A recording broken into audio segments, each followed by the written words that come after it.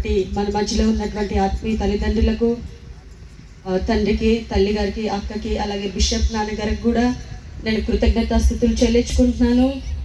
రెండవదిగా చాలా భారభరితమైన సేవ, ఎంతమందిని కన్నారు అంటే ఎంత ప్రయాస. మరి వారి వెనకాలండి కుడి భుజంగా ఎడభుజంగా ఉండి పనిచేస్తున్నటువంటి పార్ట్నర్స్, మరి పాస్టర్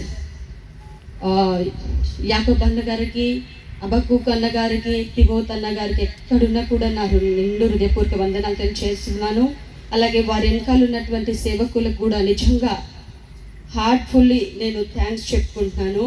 ఎందుకంటే ఇంత గొప్ప సేవలో విస్తరించడం ఈరోజు నిజంగా నేను చిన్నతనం నుంచి ఈ స్థాయికి మీ మమ్మల్ని 6 కన్నారు శరీరపరంగా, కానీ ఆత్మలో ఇంతమందిని కన్నారు. హల్లెలూయా, చాలా గొప్ప ధన్యత అండి. మరి నిజంగా సిస్టర్ ఎంత గ్రాటిట్యూడ్గా వాడబడుతున్నారంటే, ఎంత స్పిరిచువల్గా.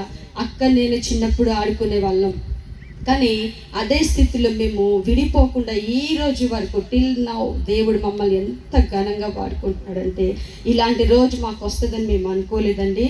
మరి ఈ సమయంలో ఇక్కడ నేను ఒక 5 minutes ఎక్కువ కాదు, I could not take more time.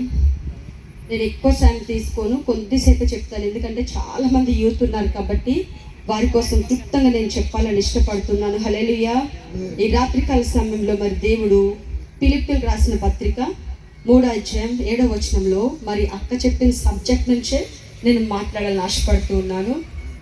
అయినను ఏవేవి నాకు లాభకరమై ఉండెనో వాటిని క్రీస్తు నిమిత్తం నేను నష్టముగా ఎంచుకుంటేనే. Hallelujah, hallelujah. ఇక్కడ ద పౌల్ సెడ్ అంటు the peoples of Philippians, Paul భక్తుడు ఫిలిప్పీయులకు రాసిన సంఘానికి చెప్తున్నాడు ఈ మాట. ఏమనంటే, నాకు ఇష్టమైనవిగా